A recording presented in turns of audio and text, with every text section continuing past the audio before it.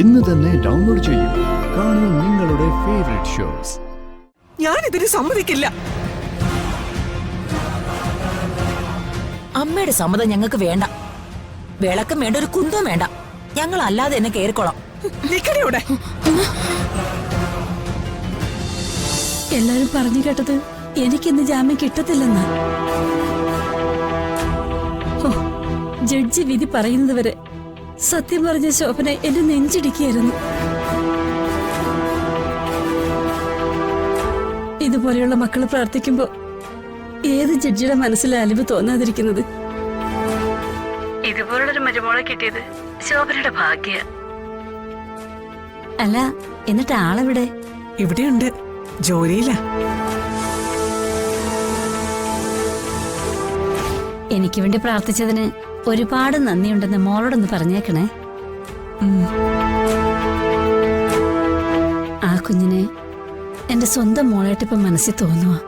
ഞാൻ വരുമ്പോ എനിക്ക് മോളെയും കാണണം. അവൾ എന്നോട് കമലയെ കുറിച്ച് എന്താ പറഞ്ഞെന്നോ? എന്നെ പോലെ തന്നെ ഒരു അമ്മയല്ലേ അതൊന്ന്. ഒരു പാവ കമല അവള്. ഇപ്പോ എന്റെ മോളുണ്ടായിരുന്നെങ്കിൽ ഇതുപോലെ അവളും എനിക്ക് വേണ്ടി പ്രാർത്ഥിച്ചേന്.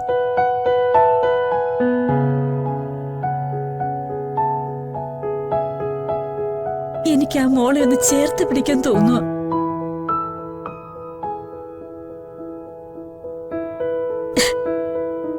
വെച്ചേക്കട്ടെ, പിന്നെ വിളിക്കാട്ടോ. ശരി കമലേ.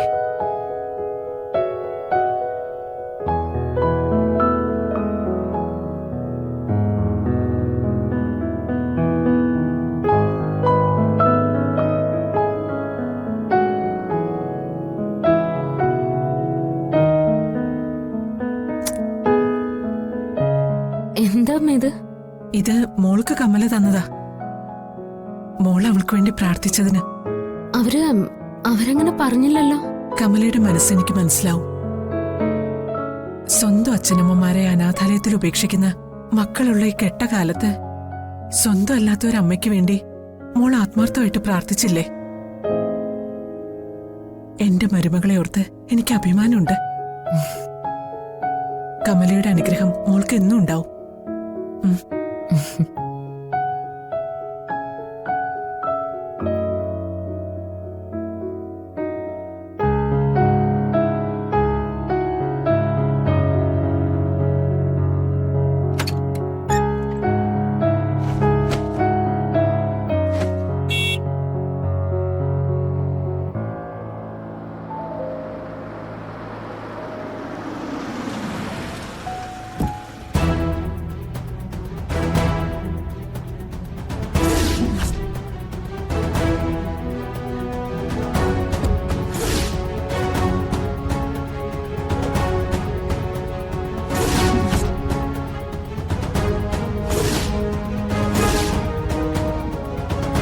സമൃദ്ധ,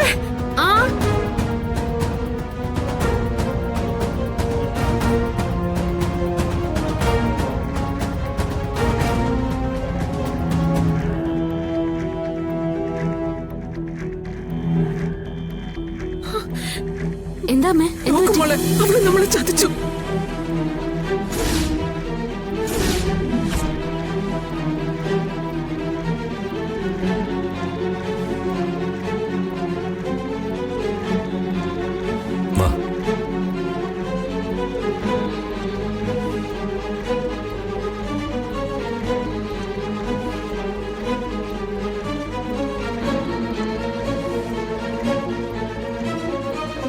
എവിടെ ഈ പടി നീ കയറി പോരുത്. തോന്നിയ ദിവസം കാണിച്ചിട്ട് ഈ വീട്ടിൽ കയറാൻ പറ്റില്ല. അമ്മ, ബഹളം ഉണ്ടാക്കാതെ. അടുത്തുള്ള ആളുകളൊക്കെ കേൾക്കും. കേൾക്കട്ടെ, എല്ലാവരും കേൾക്കട്ടെ. എനിക്കിനി ഇങ്ങനൊരു മോളില്ല. അമ്മ വെറുതെ അലറി ബഹളം വെച്ച് നാട്ടുകാരെ അറിയിക്കാൻ നോക്കണ്ട. ഞാൻ ചത്തുപോയിട്ടൊന്നുമില്ല. ഒരു കല്യാണം കഴിച്ചെന്നല്ലേ ഉള്ളൂ. അമ്മേ, ഞങ്ങളെ അനുഗ്രഹിക്കണം. തൊട്ടുപോരു തന്നെ.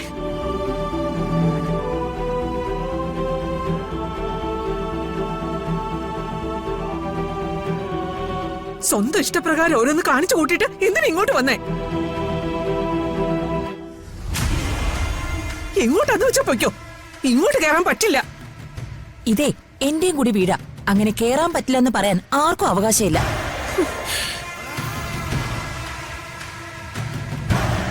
എല്ലാവരോടും പിന്നാലെ നടന്ന അനുവാദം ചോദിച്ച് ഞാൻ കെഞ്ചിയില്ലേ? ആരെങ്കിലും സമ്മതിച്ചോ? സമ്മതിച്ചില്ലെന്ന് കരുതി ഉടനെ പോയി രജിസ്റ്റർ ചെയ്യാനോ വേണ്ടത്? അല്ലാതെ പിന്നെ എന്തായാലും നിങ്ങളുടെ ആരുടെയും സമ്മതത്തോടെ ഞങ്ങളുടെ വിവാഹം നടക്കില്ലെന്ന് എനിക്ക് ബോധ്യായി. അതുകൊണ്ട് ഞങ്ങളുടെ കാര്യം ഞങ്ങൾ നോക്കി. പോയി ആ വിളക്കെടുത്തോണ്ട് വാ അമ്മേ. എന്നിട്ട് മോളുടെ കയ്യിലോട്ട് കൊടുക്ക്. ഞങ്ങൾ ഐശ്വര്യമായിട്ട് അകത്തോട്ട് വരട്ടെ. ഇല്ല, ഞാനിതിന് സമ്മതിക്കില്ല. അമ്മയുടെ സമ്മതം ഞങ്ങൾക്ക് വേണ്ട. വിളക്കം വേണ്ട, ഒരു കുന്തവും വേണ്ട. ഞങ്ങൾ അല്ലാതെ തന്നെ കേറിക്കോളാം. നിക്കടിയോടെ.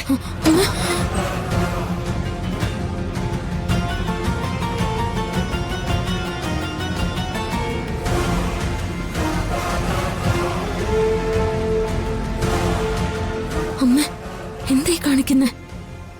ഈ ബഹളമൊക്കെ നാട്ടുകാർ കേട്ടാ നമുക്ക് നാണക്കേട്. അമ്മ പോയി വിളക്കെടുത്തോണ്ട് വാ.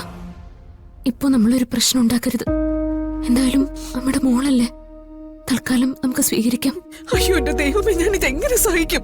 അമ്മയുടെ കരച്ചിലിനെ തീരെ ഒറിജിനാലിറ്റി ഇല്ല. ഈ കള്ളക്കരച്ചിലൊന്നും കൊണ്ട് എന്റെ അടുത്തേക്ക് വരണ്ട. പോയി വിളക്കെടുത്തോണ്ട് വാ.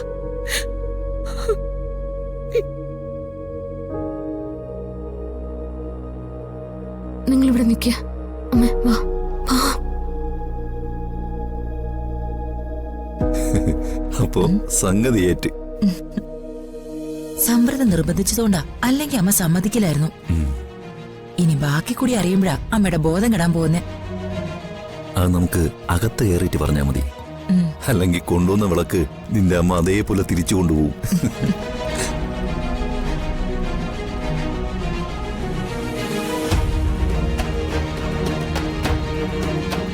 അമ്മ ചിരിച്ച മുഖത്തോടു കൂടി വേണം വിളക്ക് കൊടുക്കാൻ.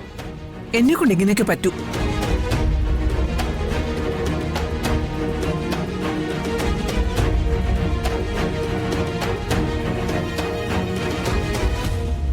എന്റെ മോനിങ് വരട്ടെ, നിന്നെ ഇന്ന് ശരിയാക്കും, നോക്കിക്കോ. അമ്മ ഇഷ്ടക്കുറവോടെയാണോ നിലവിളക്ക് കൊടുക്കുന്നത്? ഇത് അമ്മയുടെ മോളല്ലേ. നമ്മുടെ സമ്മതത്തോടെ അല്ലെങ്കിലും അവര് കല്യാണം കഴിഞ്ഞ് വന്നതാ. സന്തോഷത്തോടെ വേണം നിലവിളക്ക് കൊടുക്കാൻ. പിന്നെ സന്തോഷം. ഇന്ന വേണമെങ്കിൽ പിടിക്കേ.